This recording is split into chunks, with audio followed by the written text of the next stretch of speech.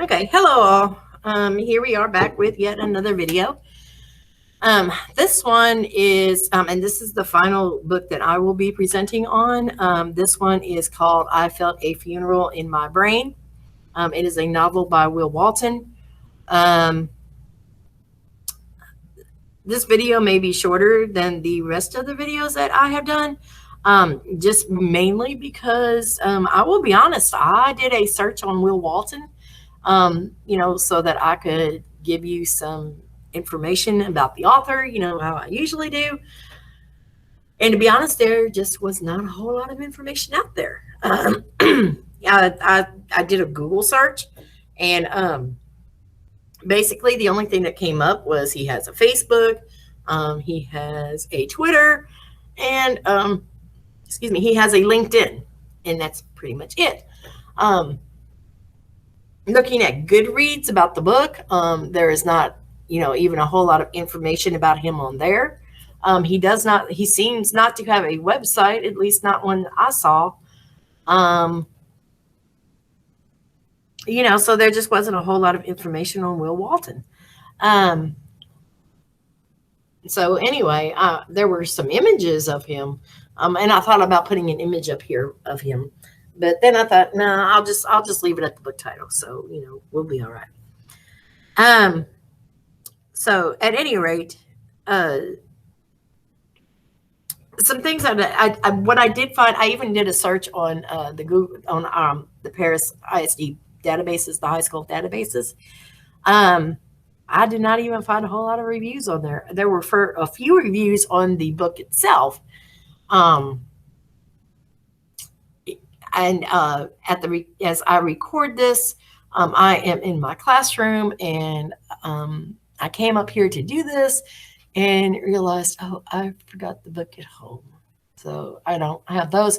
I did print off a couple of reviews from the library databases. So, I might read those and give those to you. We'll see how the video goes. So anyway, just a little bit about the book to start off. Like I said, it's called I Felt a Funeral in My Brain. Our protagonist is Avery. He is writing in first person. Avery is a poet, and the majority of the story, well, not a majority, quite a bit of the book, the story is told through poetry, and he uses poetry as a way to get through some of the things going on in his life. The book starts off at the beginning of summer, at the last day of school. And so anyway, he is with his friend Luca, his best friend Luca. And he and Luca have a crush on each other. We'll get into that here in a minute. But anyway, he gets home, and his mother says she's got to deliver these cakes to a fundraiser that she is going to. And so they get in the car to go take the cakes. Now, something that I need to bring up is the fact that his mother is an alcoholic. So we can kind of imagine, while she's driving the cakes over there, she gets into a wreck. Now, there is a question, was she drinking or not? We don't really know. But at any rate, in the accident, Avery has his patella broken. And let me do a search here, because I am not...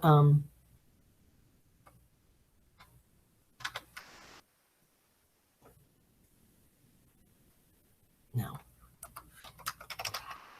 I want to say it's your kneecap, but I'm not sure. Yeah, it's the kneecap. Okay, I was right. That's what I was thinking. So his kneecap gets broken, and so he ends up on crutches for part of the summer.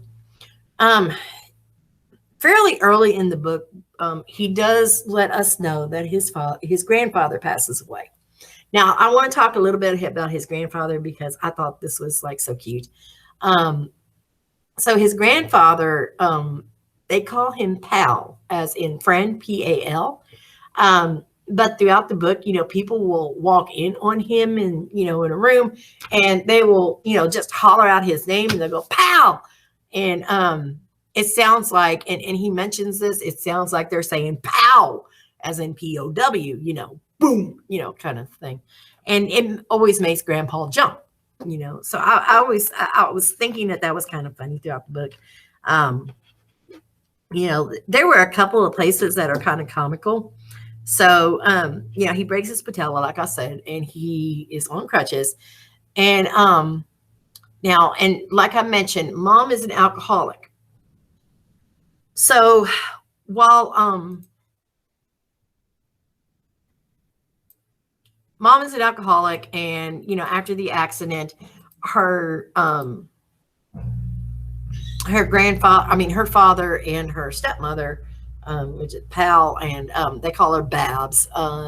That's her stepmother, which you can kind of tell that in a way, Avery does not care for his step grandmother too much. But anyway, we won't get into that. It doesn't play a major role throughout the book anyway. It's just kind of like some of those things that are just. So at any rate, so yeah, we know that we find out that his grandfather is going to die. Throughout the book, he's retracing some of the steps that happen that lead to his grandfather's death. And by the way, his grandfather is also a recovering alcoholic. And yes, there are some things that drive him back to drinking. And that kind of pushes the plot along a little bit more. So anyway, I'm trying to do this without giving away a whole lot. So anyway, like I said, there are, quite a bit of poetry going throughout that. His poetry, he writes in free verse, which means there's no rhythm and there's no rhyme scheme. Although there are a couple of places in there where he does have, a little bit of rhyming going on. Not many. I am going to be honest there. I am not a big fan of free verse poetry. There are some free verse poets that I really, really enjoyed, like Walt Whitman. But in general, in a way, some of that was distracting. But at any rate, he is using this poetry to get through some things. He is 16, and he and Luca are trying to navigate, I guess you could say puberty, I guess you could say. Yeah, that would be puberty, yeah. And also, how they feel about each other. Because Luca and Avery do have a crush on each other, I guess you could call it. I think it's a little bit more than a crush, because it's it's more because Avery does call Luca his best friend. They call each other best friend, but yet there is also he also mentions that there is an understanding that they are more than friends. So they are navigating that, and and trying to figure out that their relationship. And all of the what's the word, the problems that can be associated socially with that. And I'm not going to spoil the end and tell you whether or not they do end up together, because at some point after he breaks his leg, his mother goes into rehab. So Avery ends up going to live with his grandfather, and Luca tells him he needs a little bit of space. So while Avery is going through all of this without his mother being in rehab, staying with his grandfather, and because of the alcoholism that is running rampant in his family, he decides that he wants to see what alcohol is all about. Yeah, and he's 16. I feel for him. So he does end up getting drunk, and yeah, He's on crutches, so we can tell that's not going to end very well. Um, so anyway, I feel for him. And like I said, he does try to navigate this time in his life, with through his poetry. So anyway, that's and then, like I said, I don't want to spoil the ending. The ending is where we find out how his grandfather dies, as well as getting an idea of his future with Luca. So I don't want to spoil anything there. I don't want to tell you the ending of it. But at any rate, I mean, the book itself, the storyline, the plot, was very interesting. It did keep me reading till the end. Like I said, the main thing was, the poetry. I will also say the book is very depressing. Well, I mean, let's look at the title. I felt a funeral in my brain.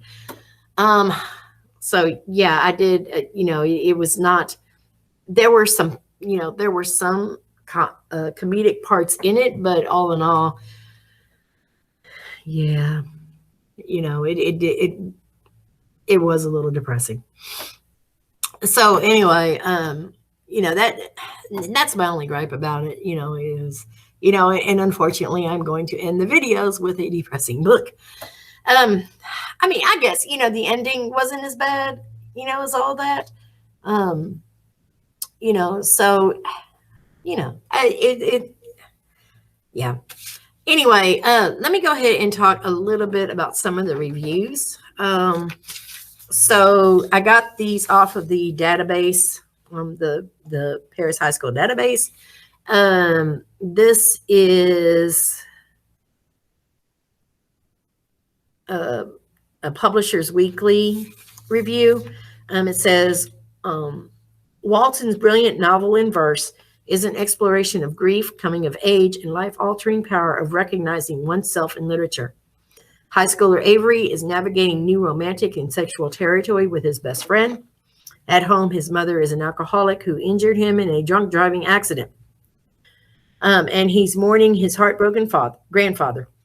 Inspired by Faulkner and a stack of works by famous poets such as Anne Sexton, Sylvia Plath, and Rich, among others, which his teacher gives him to dig through over the summer, Avery tries his hand at writing in many forms: journaling, fiction, and free verse. With lyrical lines and very little introduction, Walton immediately drops readers into the caverns of Avery's headspace and delivers a difficult, beautifully cadenced novel that examines painful aspects of love while offering moments of profound guidance. Be honest about how you feel with the people you love, who love you, who are worth it. And that was a direct quote from the book. And they recommend ages 12 and up. And this one is by Bethany Martin, from Voice of Youth Advocates. Avery is struggling to make sense of life with his alcoholic mother and considering possibility of his relationship with his best friend Luca, becoming sexual by reading and writing poetry. When he and his mother are in a car accident that leaves him with a torn patella tendon and sends his mother to rehab, Avery goes to stay with his beloved grandfather, Pal, and his grandfather's longtime girlfriend. As he is trying to come to terms with the cycle of substance abuse, secrets, and lies that are part of his family's history, Avery must face his grandfather's unexpected death, a result of this cycle. Avery's poetry, allegorical writing, memories, and dreams are woven into his account of the events surrounding his grandfather's death and his responses to these events. The format makes it challenging at times to follow the events of the story. Yes, that's one thing that I will say about that. Yes, that the poetry did kind of like send me also kind of like, where were we? What's going on? Because he is going back and forth between the past and the current, and of course the current of the writing actually, because he tells the story in past tense. So it, you would assume that all of these, because he keeps on going back and forth between present and past. And yeah, so However, the plot is not the point of this book. Rather, it is Avery's emotional journey dealing with Pal's death, in which readers are intended to invest. And I agree. I do agree with that. It does seem like he is chronicling his stages of grief. We're going to talk about stages of grief here in a minute. Um, while the many different styles of writing give the impression of being in Avery's head, they do not necessarily help the reader to know Avery. Avery's eventual recognition that all of his relationships, good and bad, contribute to who he is and who he will be takes place in the final few pages of the book, and it feels rushed. So this review, Bethany Martin does not seem to be giving a good review. Um, she does seem to be saying, well, there are certain aspects of it that aren't that great. Um, readers willing Readers willing to work through this book will be rewarded with thoughtful rumination on family and identity, but the format limits the appeal. That was her take on it. I guess I can agree with what she said, um, to some degree on that. Um, and like I said, yeah, I guess it was. It was the format with the poetry and whatnot. That did kind of seem to, what's the best way to put this? Be distracting, I guess you could say. It was just a little distracting. Um, okay, so I wanted to also talk a little bit about the stages of grief. I do think that was also, um, something to talk a little bit about because, like I said, it does seem to be, that Avery is telling us the story in order to work through his grandfather's death. So, I'm not going to spend a whole lot of time on this, but I did want to kind of, tell you about this. Kubler-Ross were psychologists that came up with the idea of the stages of grief. So anyway, when somebody passes away in your life, the first thing that you want to do is deny that. You do not want to accept the fact that that this is real. It's not real. No, and denial does not usually last very long. Now, I have heard of cases where denial would last a long time, but typically it does not. Then you get to anger, where you are angry either at the person or the circumstances, or something surrounding that, whatever it is that surrounds that death. Anger is the next stage. After that, then you start into the bargaining stage. And by the way, these stages do not necessarily go in order. Sometimes you can start off, with the depression. And not only that, some of them can be, go by so quickly you don't even realize that you're in them. So there are when we talk about 5 stages of death of grief, we're not talking about them necessarily having to go in order. They can be interchangeable. But anyway, bargaining is where you're trying to make a deal with some higher power, usually to bring them back. I would think about that. That makes me think about the short story Monkey's Paw. I'm not going to get into that. That's a whole different story. Then there is depression, and ultimately, finally, acceptance. And like I said, they can go in any order, but not necessarily in that order. But that is the most common. That is the most common order. Anyway, so the people that came up with this was Elizabeth Kubler-Ross and David Kessler. I don't remember hearing about David Kessler in this. I remember it being the Kubler-Ross diagram, but at any rate, so yeah, I mean, it's like iconic. And it might just be that David Kessler wrote the intro to the book. I don't know, to her book. But anyway, I remember reading the book in college. Um, so anyway, um,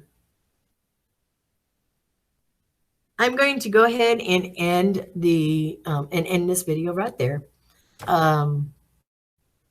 So anyway, uh, like I said, the main thing with the poetry, and that's just me. If you enjoy, you might enjoy free verse poetry. So I'm not trying. Don't get me wrong. Like I said, the plot to me was really interesting. I enjoyed the plot. I did enjoy the book. But it was just that some of the poetry, and not all of the poetry, but some of it, did kind of like, okay, where were we? Oh, yeah. And also because it was free verse, just, I don't know. But that's, personal opinion. The review that I read by Bethany Martin, that's her personal opinion. And you may thoroughly enjoy this book, and if you do, that's awesome. Don't pass it up just because oh, well, Mrs. McGill's not big into that kind of poetry. Because like I say, it was an interesting story. It kept me reading, and I did read it through I read this book in literally 2 days. So it was a very easy read, except, for the most part, it was a very easy read. And the poetry to me was not that totally confusing. It just made me stop a minute. Some things that did kind of strike at me, a lot of symbolism in this book, and a lot of literary worth, with that symbolism. So yeah. But anyway, that is I Felt a Funeral in My Brain. It is by Will Walton. And it is the final book that I am going to be presenting to you. So have a great rest of your summer, and bye.